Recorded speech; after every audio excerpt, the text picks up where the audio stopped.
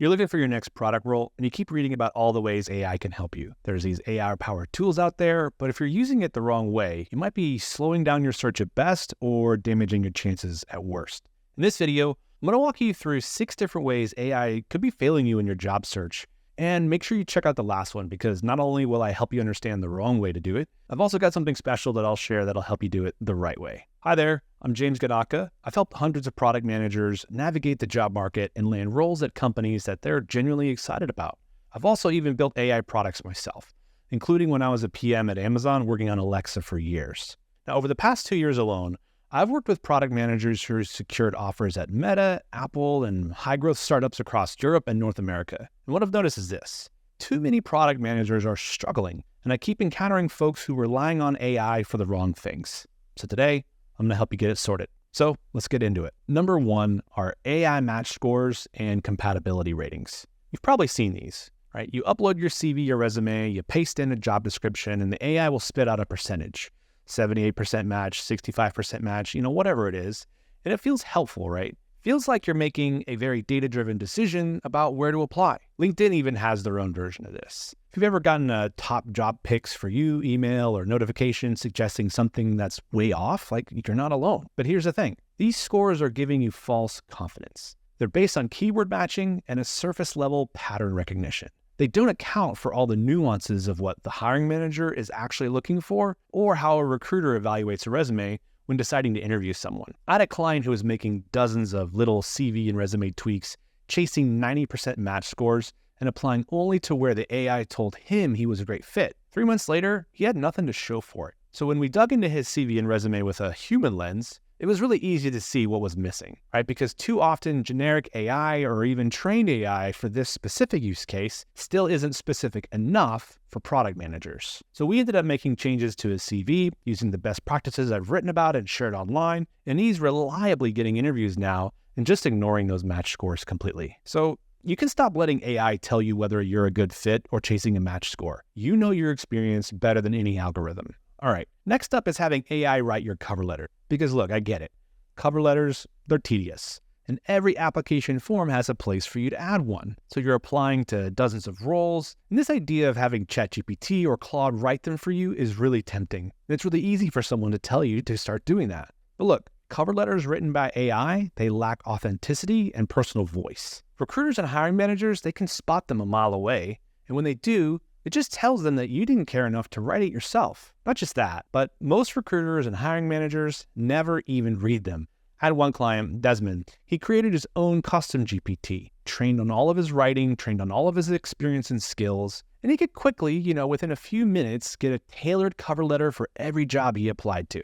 Now, he thought that this gave him an edge, but it turned out once we ran an experiment with about 50 or so applications, including any of those cover letters, made zero difference on his application conversion rate. And that's just one example. I've got dozens of clients who I've been able to help get to 5, 10, even as high as 30% conversion on applications without cover letters. So save your energy for more impactful activities. But look, if a company requires a cover letter and you really want the role, write it yourself. Keep it short, keep it genuine, make it about how you're a great fit for them and they're a great fit for you. That's when you've got candidate market fit. And if you can't find the motivation or the energy to do that for a job, should you be applying anyway? Okay, this next one's a big one, and it's something that may change over time, but for now, I'm willing to stand by this pretty strongly even in 2026. I'm talking about using AI interview performance feedback. Now, I've seen this a lot too. I get on calls with product managers who tell me the things that they're trying, but not working, right? Only to learn that many PMs are having voice conversations with AI tools to practice their interview stories and then asking the AI to assess the quality of their answers from a product management standpoint. No version of AI is going to be a great product manager. It's just not. At least it wasn't in 2024, still wasn't in 2025, and probably still won't be in 2026. And while AI can evaluate structure and clarity of thought, it cannot reliably assess the quality of your product sense, your pacing, your delivery, or your communication style. AI doesn't have the human judgment needed to evaluate the nuances of storytelling that really make the difference in interviews. Plus, when you're doing a voice chat, the AI is typically just converting everything you say into text and then processing that text after converting it into little tokens. So there are so many aspects of your communication that the AI won't even pick up. Now, if you're using a more advanced tool, right, one that's actually processing the video and the audio and not just transcripts, it gets better, but it still can give you mixed signals. Now, it's probably most helpful around that structure and clarity of thought, maybe your body language and overall presentation. But asking it how you could have made your product management story better or be more impactful, or how you could have come up with a better solution for a product sense prompt, it's going to miss the mark. And it's going to fill your brain with these surface level ideas at best. At worst, it's going to tell you you're doing a great job,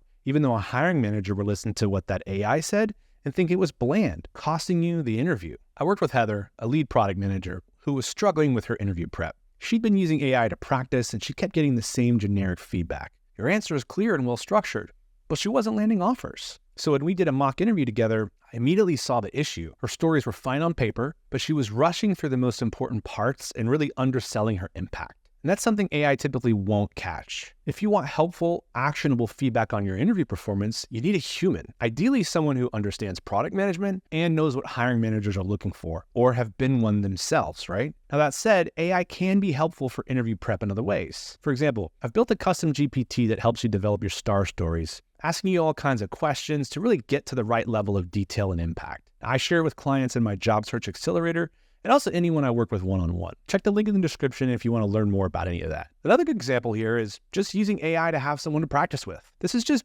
building that muscle memory, getting those reps in. Put the feedback aside, but you can still use it for just doing practice alone, which I'll tell you makes a huge difference. But when it comes to assessing your delivery and your product sense, that needs a human. By the way, if you're serious about building a better PM career and succeeding in your job search, just subscribe to the channel. I share this kind of proven advice that works. I'm not putting it behind some paywall, but your feedback and support helps me help more PMs like you win. Okay, another one I've seen people do is use AI auto-apply tools. These tools promise to apply to jobs on your behalf while you sleep. Sounds amazing, right? Wrong.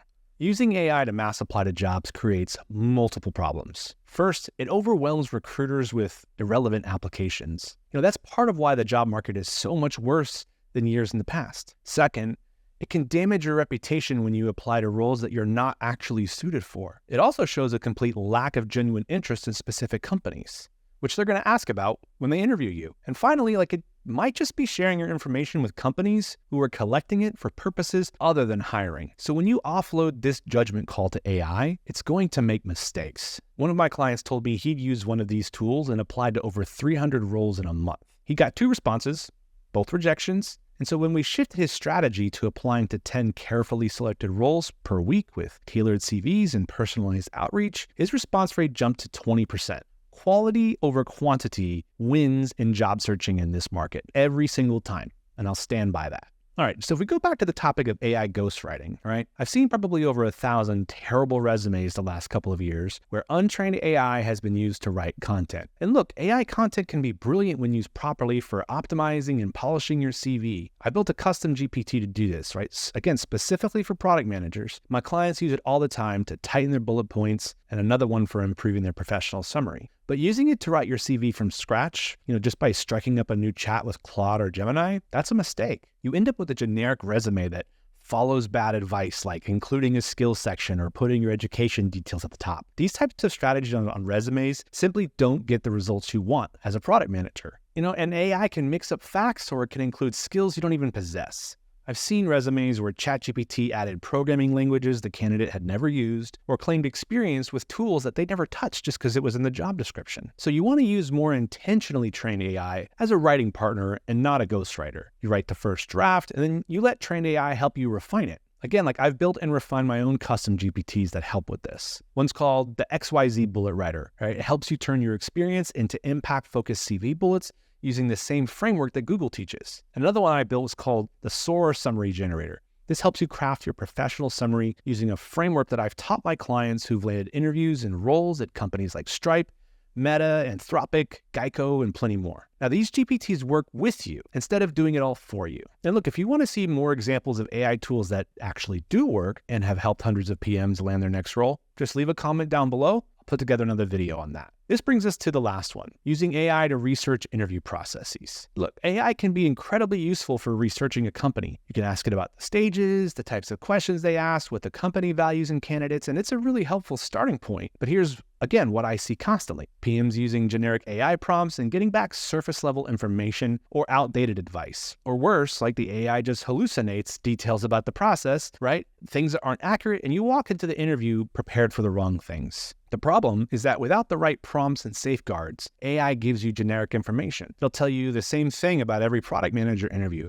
Expect behavioral questions, product sense questions, and maybe some technical questions. Here's some examples I found on I Got an Offer. That's not useful. You need specifics, and you need to know where it's coming from. You could spend time writing a custom prompt that tells the AI to verify its findings with primary sources, to check Glassdoor and Blind and recent candidate reports, and cross-reference multiple sources and flag contradictions. Or you could just use my custom GPT, which has been trained to do all of that for you and more. So I built what's called the Product Interview Researcher specifically for this. It conducts deep research across multiple sources, organizes everything by interview stage, pulls real questions that candidates have reported, and gives you a confidence rating on the data so you know what's solid and what's speculation. And it also provides sources on everything for you to double check, whether that be the company website or the comments on Reddit. So check the link in the description to grab it. It's completely free. Now, once you've figured out where AI is helping and where it's hurting, you'll need to think about the bigger picture, building a better PM career, not just chasing your next job. So watch this next video to learn all about my system for creating a roadmap to a better PM career. Thanks for watching. I'll see you in the next one.